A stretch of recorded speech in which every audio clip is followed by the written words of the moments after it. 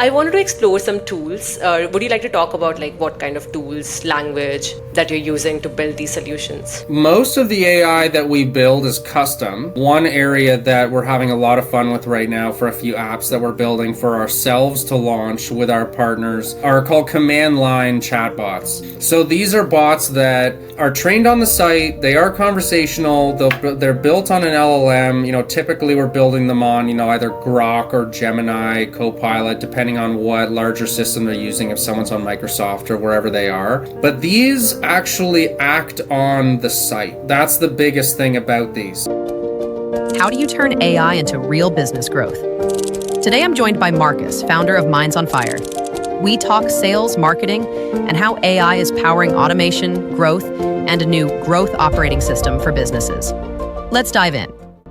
Hey Marcus, how's it going? I'm doing great. Thank you for having me on. I'm excited to have you on. There's a lot to talk about. Do you want to go over your background first?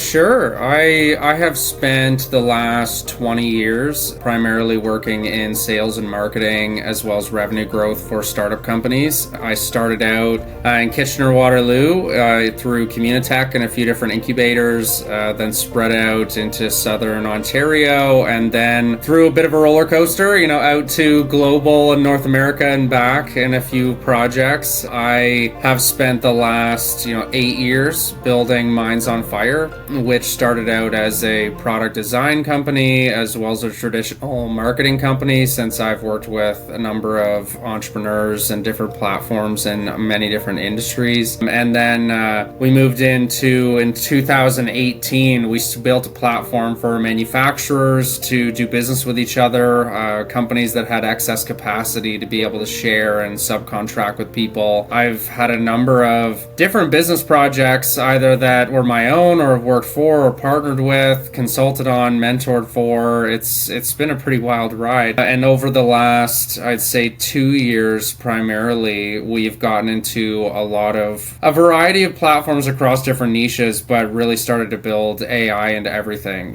from chatbots to things that I would still qualify as machine learning, to mine data and make data sets more profitable and monetizable. And we've been doing a lot of work lately to build something that we're calling the growth operating system, where we have enough companies now within our ecosystem and network that we're building companies from end to end, either bringing them into revenue or helping them scale into new markets and automate their businesses, in ways that use AI and some that don't. We're all over the place, which I absolutely love. With Minds on Fire, are you trying to focus on a certain industry or any specific kind of businesses? No, I know that the wisdom is a niche and a focus with businesses. We have tried. We've been primarily a referral-based business as well as working through incubators for quite a number of years. So we've found that there aren't many businesses that we can't apply a sales strategy to, knowing their industry, doing some marketing competition analysis, that we can't put a system into place that helps. We aren't really in a niche. I mean, we do business with contractors, from subcontractors, painting, drywall, epoxy floors, construction, to insurance, to fintech, to landscaping. We have B2C products with a group of companies that we're working on now, where we're automating selling beads and crafting supplies across Ontario as well as down into the States now. We're launching quite heavily into fintech products at the moment as well. There's a lot of AI analysis tools out there right now that help people trade like an experienced analyst without needing to be an experienced analyst. There's a lot of data that's out in the world right now, and we're more into finding processes and tools that manipulate that data for real human benefit. We've found that it's been difficult to niche. We work a little all over the place, but successful in every direction for the time being. Knock on wood. And what's your workflow like when you start with a business? Because one thing is like you knowing that you have to use AI with the data to get the insights. The other thing is you actually having the data and you're saving it and like it's organized enough to use AI with. So how do you go about it? Well, that's a good question. It really depends on where the business is. There are some larger companies that we have worked with, like a healthcare company that we just finished an app for back in July. They had been operating for 25 years. So when we came to them, they already had a massive data set. They already had enough data points that we just needed to build a simple architecture for it and then build an app that could API it into whatever other platforms they needed. When it comes to someone like, say, the bead store that we've been working with for the last 8 months, we came into that business. They told us that they were prepared, and then it turned out that the owner's mom and brother, who had been working the front desk, hadn't been inputting information, had been clicking the wrong buttons on which inventory was going out and messing prices up. That's always a varied process. Sometimes it's easy. Sometimes we have to start from scratch. We love having as much data as we can get on the outset, but it depends on where they come to us. If they have a rough data set, we can put it through an AI, like a large language model, and we usually pass it through a few so that it can organize the information. If they already have it organized, we go right to building and putting it into our systems to automate it through, chatbots, email automation, triggers, whether it's e-commerce systems, whatever we're working on. And if they don't have anything and we're starting from scratch, it's too bad not being able to monetize backwards as we monetize forward, but it is what it is. If they don't have data for us in front of them, sometimes we can dig it up through, say, a payment system or a POS or their email accounts, things like that. But sometimes we just have to start from scratch and just go forward with the right system, documenting everything as we go and see our system strengthen with the data that we do bring into it. And do they come to you with a need?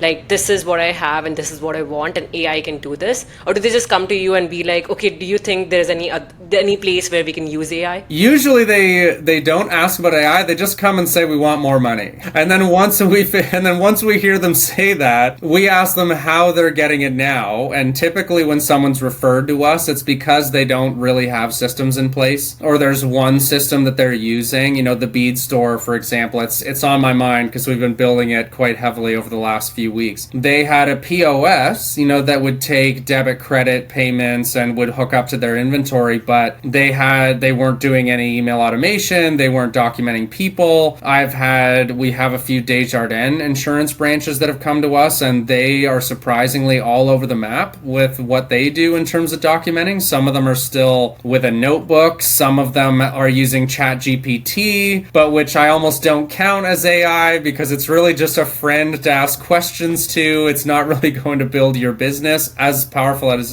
it is. They come to us in all kind of shapes and sizes. It really depends on where they're at. I think the two biggest things that we get are either I need more money because I'm doing everything and I'm just barely paying myself, and so then the automation and marketing really help multiply that, or they come to us and say, we're already successful. We have a few things in place. I used this bot that I saw on Instagram, and then I used this thing that I saw on Google one day, but they aren't talking to each other. They may have, a lot of the time, they're even uploading customer data to each platform individually. They're not talking to each other or integrated or building on each other. They need momentum built behind with an actual system tie between it. So I'd say the number one is just, I need more money. How can you get that for me? Which leaves us a lot of options, but also means I have to ask a ton of questions when we first get into business with them, or they're looking to grow. Those are the two biggest situations we bump into. Makes sense. And what kind of tools are you using? Do you create an interface for them to interact with, or enable them with different tools, or do you make a system for them? It does depend partly on how automated the business owner wants it to be. What we love to do, and what we've done with insurance as well as the fintech platforms, is that we want it to be all automated. They practically don't see what's happening between seeing what marketing goes out and when confirmations of a closed sale or a new signed up client come in. There are also businesses that want to stay present. So we use Go High Level, we use Amplify Solutions as a custom CRM platform that builds CRMs for businesses based on their needs. If they're smaller companies, then we can send them to a simple HubSpot, Zoho, Drip Jobs, something that will run it for them, where they still want to go in and see every day, what leads came in, what size of the projects. It really depends on, and usually it starts that way at the beginning. Every business owner wants to see everything that's going on. So we always build build some sort of dashboard on a platform, or at the very least are sending them reports, every day when it's early on, then every week, then every month once they see that revenue is coming in and that it becomes more predictable. And then once they really get a feel for it, for their new way of operating the business where it is coming in more automated, even with automated fulfillment, if it's a B2C product company, at that point, then we try to automate it all in the back end and we just send them reports. Something like one system that we just put into place with 2 companies that we're on a rev share agreement with, which I'm like so excited for, and this is something that we're going to be rolling out. One of our partners has a chatbot, which is in itself excellent. It's one that self-trains. You put in a line of code into your website. It automatically learns your website. So what your products are, what your services are, it links into your inventory. It links into your messages so that if somebody were to come and say, ask it, how big is this company? How many clients do you have? It's not going to give you clients' names or phone numbers, but it would know there have been 18 sales earlier today. Would you like to see what the best-selling products were? And then do this and this. But then what we've built it to do is it will recognize conversations that come in from people where if that person is, say, asking for more information, asking to know when inventory comes back into stock, asking to know if a new service comes available, it is also then integrated into an email automation system where it will craft and send emails based on the conversation that a client or potential client just had with it and email them directly. So we're working on ways to streamline the entire customer service process, the entire inbound process, the outbound process, the nurturing process, and that's where AI has been really good. We try, I think we're still gaining trust in it. We don't just let it fly and then walk away from the business. We still have our team monitor what those conversations are, still watch what those emails are, the wording of them as they go out. But it's really cool. We've put in a few platforms now that when put in conjunction with each other, with also our coding team able to wire them together and do some custom integrations if needed. We're finding that AI, it's not just an agent that's going to go out and say whatever it says. We're finding that there are ways to automate the entire business while still keeping visibility along the entire way, and which comes into a lot of reporting and insights and just communication back, not letting it become a black box. Since you just mentioned about the reporting and the dashboard, I want to explore this a bit more. Since you're solving different business problems for all varieties of businesses, the metrics might be different for whatever use case you're solving for, right? Yeah, so what kind of metrics are you tracking and how are you measuring the ROI? Well, the number one is revenue, like whether people are going through to purchase. When we have something like, the chatbot will track how long people are having conversations with it. It's also able to see how long people are on the site. One thing that we like to see is how many clicks people have made within a site, because that really informs how interested they are, how much they saw, what they didn't find, they didn't see.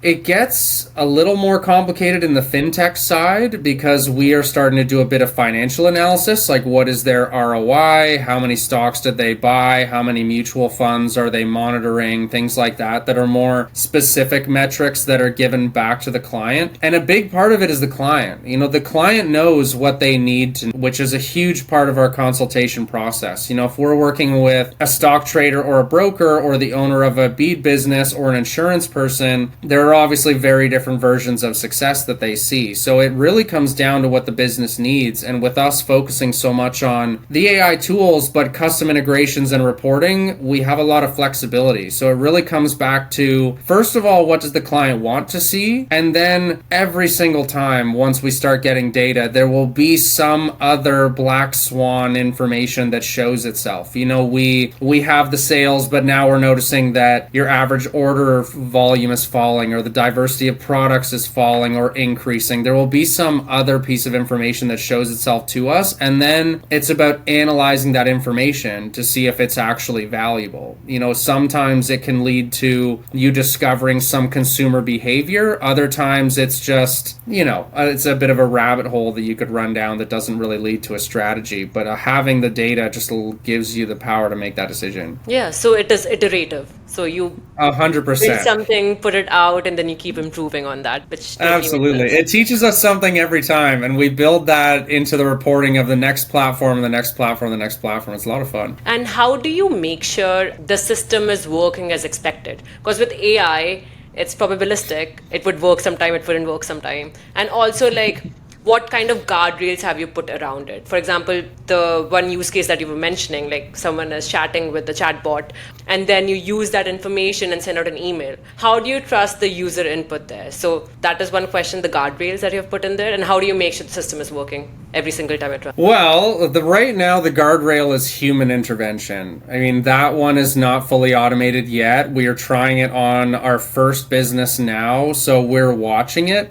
We're just watching it. And that's a good question, because I'm not sure if I would want another AI grading it either. I mean, I think that it would have to come down to the end result in the reporting. I would want to notice it based on fewer people buying suddenly, or no one buying because the emails going out don't make sense, or creating artifacts, or quoting things that don't exist, or saying inventory exists that doesn't. I think, at least for us right now, and what we've developed is a bit of a trial and error piece. I don't have, at least in our ecosystem, an AI that proofreads other AI. Right now we use people to do that. I do find that, one thing that we tried briefly was AI agents, and we found that they only work when you heavily constrain what they're able to do. Like, we don't want them telling people where the business is going. We don't want them telling them when the person is going to show up to do the service. We don't really want that yet. Maybe for scheduling, like if they're really on top of it and they know that their people will be there, or they call ahead of time or something like that. But we usually find that we don't want it fully in control of the process. And we even found with AI agents, we don't use them to sell. We only use them to ask a question, to make an initial schedule, ask if this day or this day would work for you. We have them as more of a customer service, or asking if you'd like more information sales bots. I don't know, as a career marketing and salesperson, I think that just still freaks me out a little bit. I wouldn't want it making promises to people, or really trying to close them when it's anything other than a very simple product or service. So we're still working on that. We still have human intervention in the mix, and I find that it works really well. It even keeps the business owners feeling a little more sane, so they don't feel like everything's being trusted to robots quite yet. I would agree with that sentiment. I don't know why agents are so hyped up. You cannot trust them with like complex tasks. You have to narrow it down enough that they actually do the task 100%. consistently. It's good for making demos, but not for like production ready systems. I wanted to explore some tools. Would you like to talk about like what kind of tools, language that you're using to build these solutions? Most of the AI that we build is custom. One area that we're having a lot of fun with right now for a few apps that we're building for ourselves to launch with our partners are called command line chatbots. So these are bots that are trained on the site. They are conversational. They're built on an LLM. Typically we're building them on, either Grok or Gemini, Copilot, depending on what larger system they're using, if someone's on Microsoft or wherever they are. But these actually act on the site. That's the biggest thing about these. So say, for example, one platform we'll be launching in about 2 months is for landscape management. So this is for landscaping businesses that want to have, essentially an ERP, something that can help them run their jobs, follow what's being done, follow their technicians, etc. This application, you can ask it questions, is this done? What's going on here? What's this customer information? But then say a job has been completed, you can text into this chatbot, job number this, or this job of this customer person is done, it's ready to be billed, please bill it out. Send them an invoice here, then send a message out to the technicians that they don't have to go to that job again. It will actually go into the platform and do all of those things. You will suddenly see invoice completed and closed, it's been sent, the payment link has been sent to your client, etc., etc. So we're building customized AI for each platform on its own, so that we have an AI that, and this is our attempt at letting the AI go off on its own. Because if we bring in say, a ChatGPT or a Gemini and just leave it to its own devices, we know that hallucinations will happen. We know there will be mistakes. And as soon as it has anything to do with money, anything to do with a B2B, a corporate contract, that can cause a lot of problems. So instead, what we've done is we're making individual AI for that platform so that it's only trained on the information within that platform. So the barriers are just the functionality of that platform. It can't hallucinate outside of the realm that it's been built into.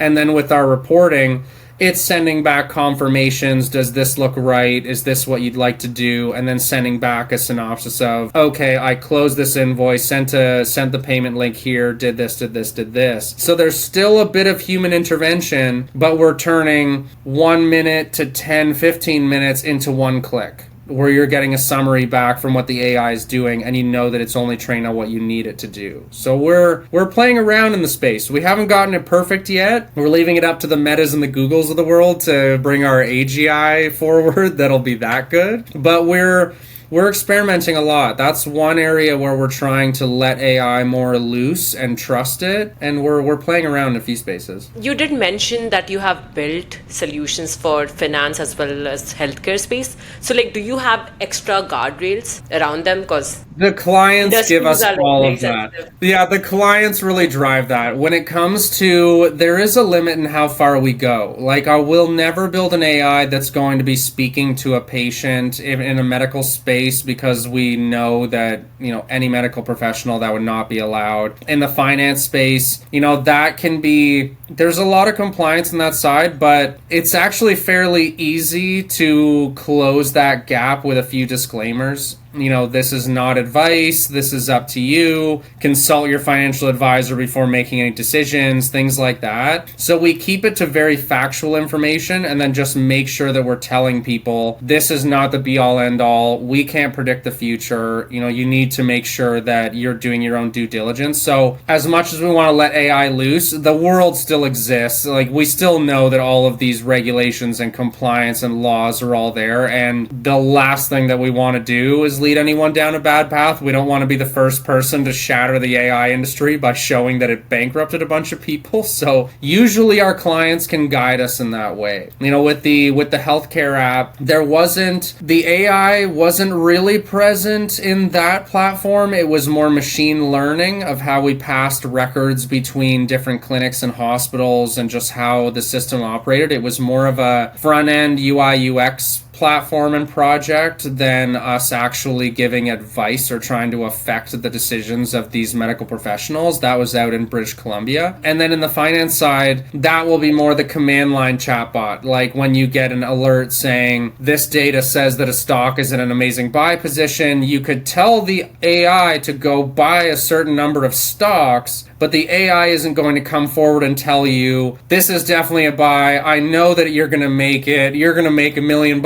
on this one. Do it right now. We make sure that we limit how it functions and how it speaks to people. And that's a big benefit of us building these tools on our own. There's a place for LLMs. There's a place for these kind of cookie cutter market platforms that are being released quite often now. But when we build them ourselves, that's actually one thing in the general AI space that I find myself talking to a lot of people about is, there's this quiet fear in the background of AI taking over, and you hear the jokes about Skynet and it's gonna, Terminator and destroy us all, but it's all built by people. Even with an AI, when it's built to try to show emotion, when it's built to think on its own, when it's built to be creative, there are always a set of parameters that dictate that. There isn't really a true AI that actually thinks freely. There is always a set of algorithms and parameters in the background that you can find where they told it, when someone gives you an idea, think of 10 more that they didn't think of, and then take those ideas and think of 10 more from that idea that they didn't think of. There's always a system in the background telling it what to do. There's nothing really out there now that truly has free thought. So I find, it gets a little overblown, but at the same time, there are a lot of people out there who do weird, shady things. So it will absolutely happen. But with us building our own platforms, we can typically mitigate that. And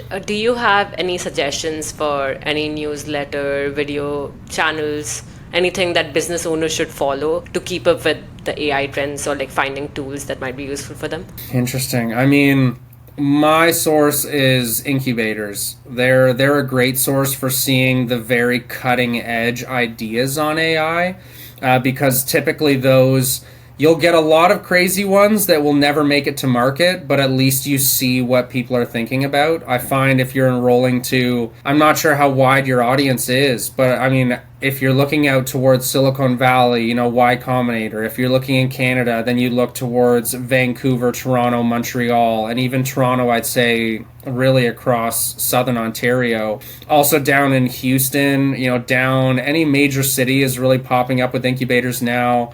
I would follow incubators because they're usually trying to be at the cutting edge of it. And then apart from that, I mean, I just talk to my clients. I happen to be in a strategic growth agency where everybody tells me what they've already tried and what they're trying and what they're looking towards. I do a lot of networking where I find that in as well. I find that incubators get there a little earlier than the news does. News will wait for something to be huge. It will wait for something to break. They love to talk about an AI that threatens to murder somebody, and then they don't tell you how they sat there for half an hour trying to coax it into doing that with a bunch of strange prompts.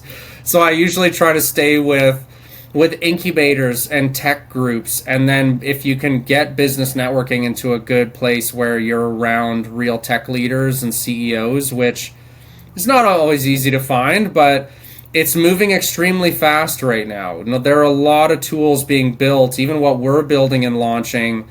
It's a very fast-moving industry. I'm not sure. I wish I had the perfect newsletter to send everyone to, but it's very scattered, at least from my perspective. No, that's a pretty good answer. Surround yourself with people who are keeping up with AI. So is there a way people can connect with you? Absolutely. I mean, my email is Marcus, Marcus, at mindsonfire.ca. I'm always happy to see everyone. Mindsonfire.ca is our website as well. I'm so sorry. I had made a better background for this, and then it did not size properly. So I see that it's a little crammed out into the corners, but maybe we'd start there. I don't know if someone would want to call me. I mean, I'd be happy to put my cell on this as well, but maybe we'll start with email. I don't want too many people if they disagree with me. Yeah, I'll add it to the description. Thank you so much, Marcus. This was really useful. No, I love it. Thank you very much.